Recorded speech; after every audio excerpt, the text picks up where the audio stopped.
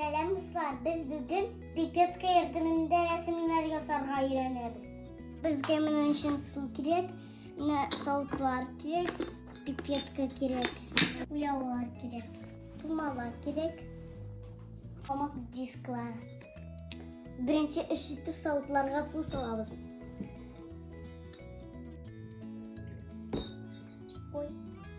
Kitap. Hazır biz sunu trilitlerge boyayız.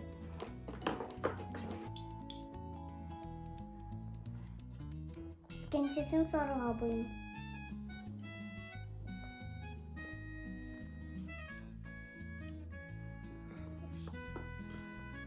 Bu yollarına koyarız.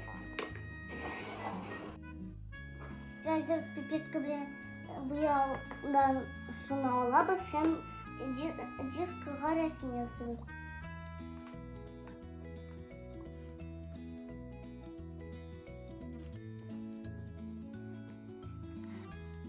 Wow.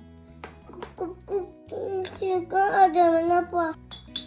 Kenapa itu kota itu? Oh.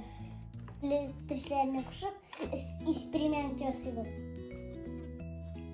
Rengi bilen sorunu kuşup bilip çok layıkım. Her soru dişini soruyoruz.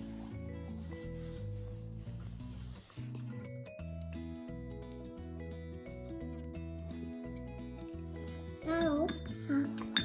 Yeşil diş klip çıktı. Kızıl hem zenger dişinin ne böyle sol. Qo'shib qoramiz. Qo'shib ko'ramiz.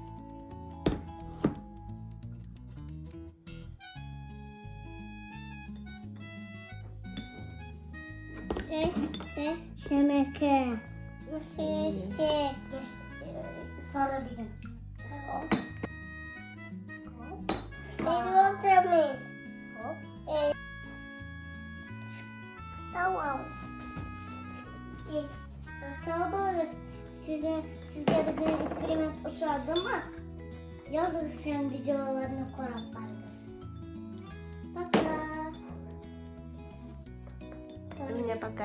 Пока.